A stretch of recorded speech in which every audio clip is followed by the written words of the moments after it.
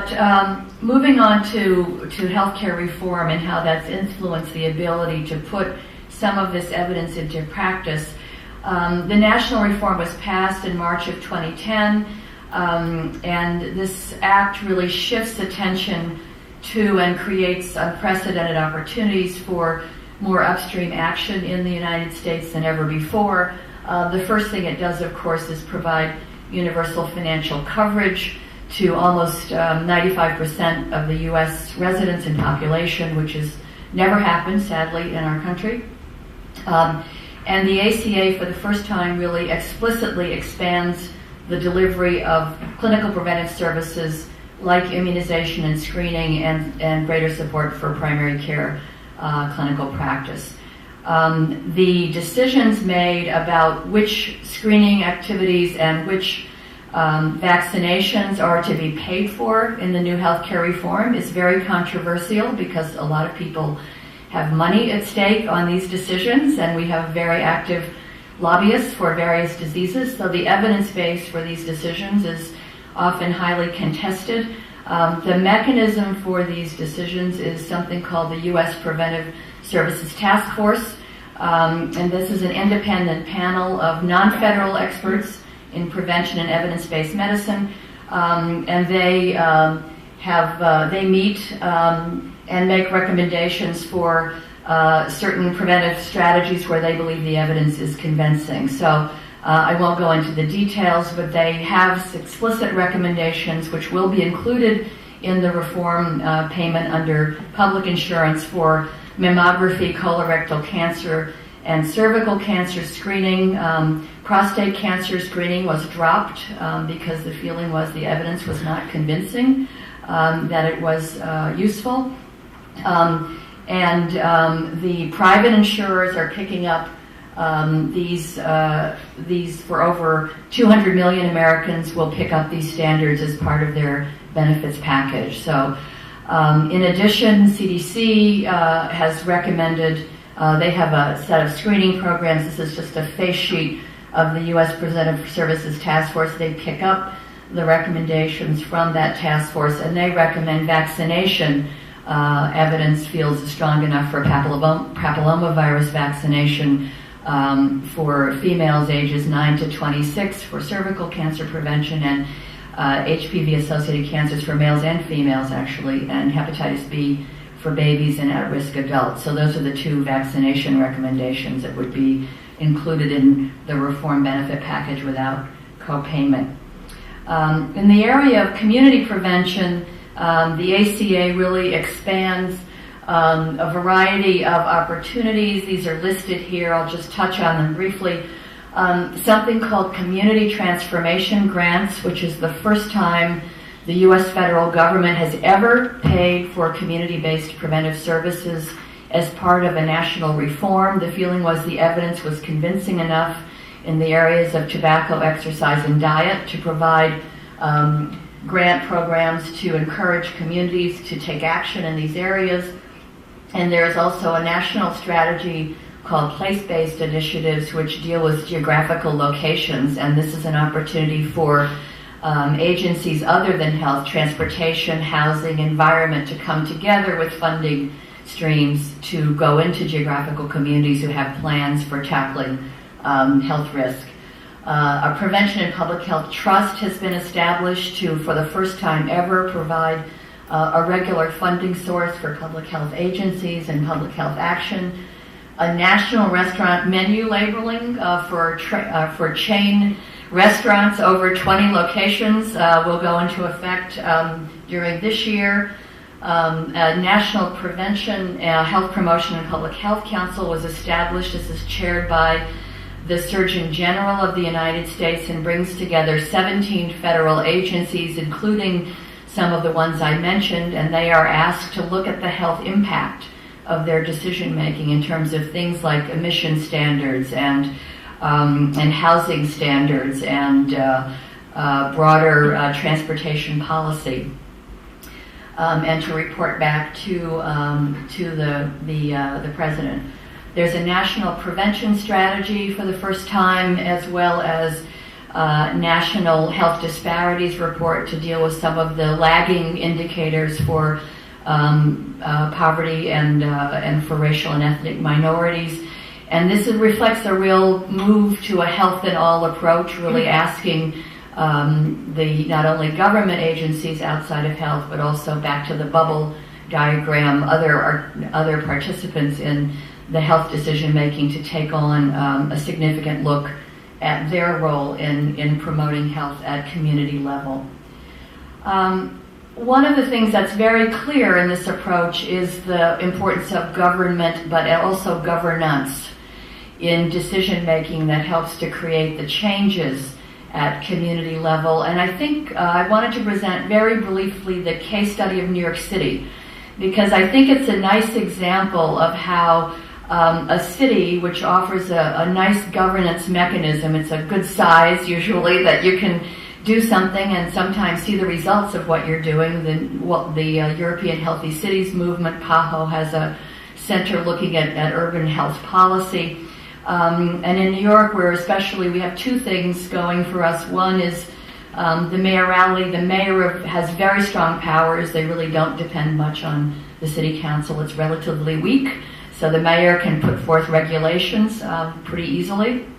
And we have a mayor in Mike Bloomberg whose name is on the Johns Hopkins School of Public Health and who's very committed to public health. So those two combinations have allowed a lot of change in New York.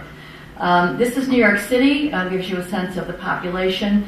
Pretty widely spread geographically, highly diverse. 40% of all adults in New York were either born in another country or have a parent who was born in another country, so hence you get this diversity in language and immigrant groups. There are over 51% of the population are either Hispanic or African American at this point in time. There are continuing disparities both in income and in race and ethnicity, and whenever you're dealing with urban health, you always have to look below the general indicators to really identify those pockets, but we're fortunate in having good data systems in the city to do that. Leading causes of death, again, New York City mirrors the nation in heart disease and cancer, and the most common cancers are lung, colon, and breast cancer. The city has a citywide initiative called Take Care New York. They've just reviewed, they have a strategic implementation plan for each of these goals and metrics for each of the goals. They just are tallying up the results for the program that ended in 2010, and now this new program in 2012 to 2014 is just being announced with some minor modifications. Within this Take Care New York, the city has specific objectives on cancer, largely focused on colon cancer screening with targets, and also on HPV vaccinations, which are, this reflects their interventions. They work with about 2,000 primary care practitioners in the city to try to implement and measure the importance of primary care practices as levers for encouraging personal prevention.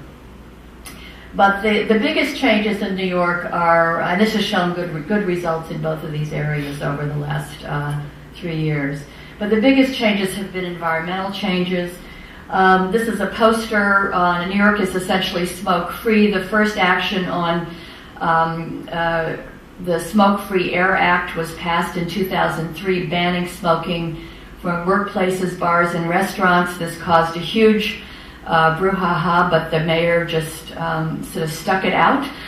This poster reflects the latest change in that policy from the fall of 2011, and smoking is now prohibited in parks, beaches, and all public spaces in New York City. So essentially, you can smoke inside your home and outside the front door of some buildings, but other than that, you're really prohibited. The norms and the public pressure on smoking in New York are pretty astonishing.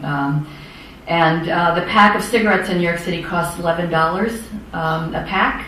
$8 is tax. And there are very hard-hitting media campaigns. There's a really strong debate about how negative public media should be. New York City Health Department tests its media messages in a whole set of areas, and the negative ones always have the most impact. And so they've continued to put these out. Some of these are on not only posters but television. They're quite remarkable. I mean, some of them are very hard to watch, but they have very significant impact. And this is a tracking of intervention on tobacco and smoking. You can see here the initiative really began with taxes in 2002. The Smoke-Free Workplaces, Smoke-Free campaign, you can see how much impact that had in lowering the incidence of smoking. Free nicotine patches. They thought things were going to be on the right trajectory, didn't happen.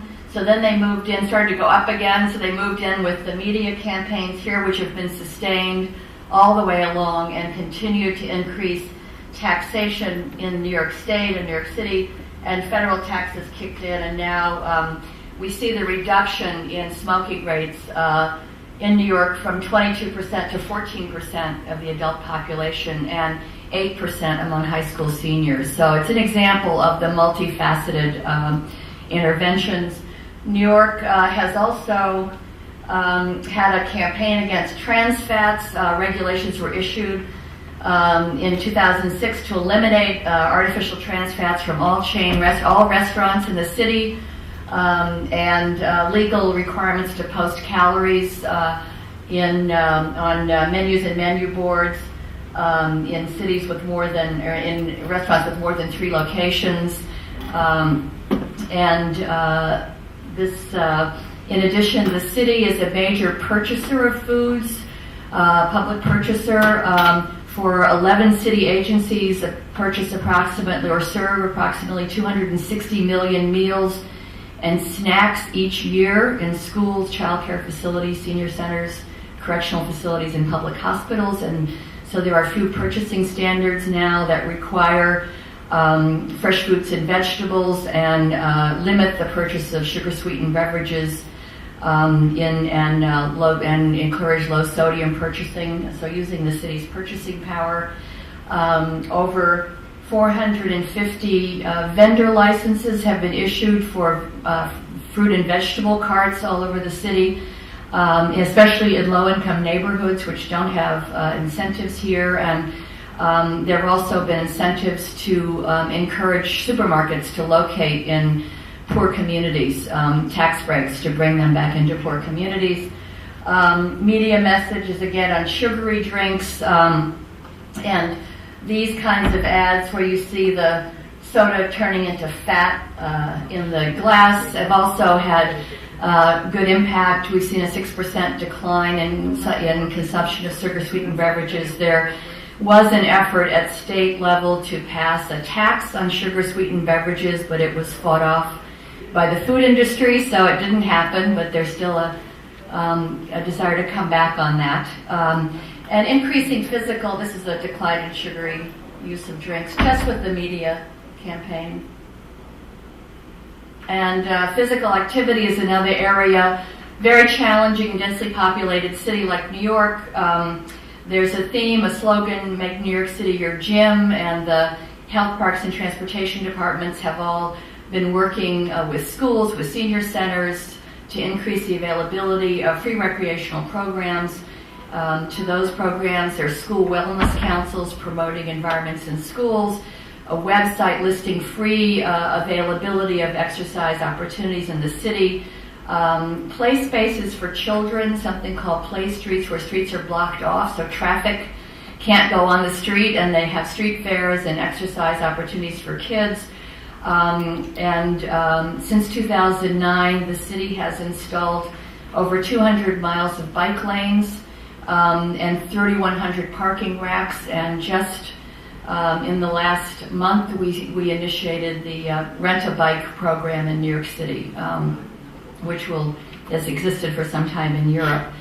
To further reduce car use, the city has also adopted policies to toughen admission standards for taxis And fuel oils in businesses and buildings. There's going to be a ban on the heavy fuel oils within 2 years. Everybody's having to convert their boilers to minimize emission standards, and also creating pedestrian-free malls. And in the one of the malls, the sort of pedestrian plazas created in Times Square in 2009 showed a reduction of nitrogen oxide by more than 40% in 18 months in that area. And the city's long-term infrastructure plans include 400 acres of waterfront into parkland, and that every New Yorker should be within 10 minutes of green space by the year 2030. So this is a very ambitious plan, and the point of all of this is that in order to see the kinds of health changes we want, we have to operate at all these levels all the time, whether it's cancer or other non-communicable diseases. In this conceptual framework, if we start over here and look across this index, we see we have personal care moving out into primary care in the community, broader promotion, public advocacy, and then into this political policy arena I've just described to you in New York. And with each movement, you get greater impact beyond individuals to community to society. And the idea is to have interventions going on, like in the New York example, I think in all of these areas, and everyone needs to contribute to that. So to get the kind of health result we'd like to see. So one of our opportunities, I think, as academies of medicine is the role we wish to play in providing evidence-based advice to government and to the public for the kinds of actions that can really promote health. So thank you very much.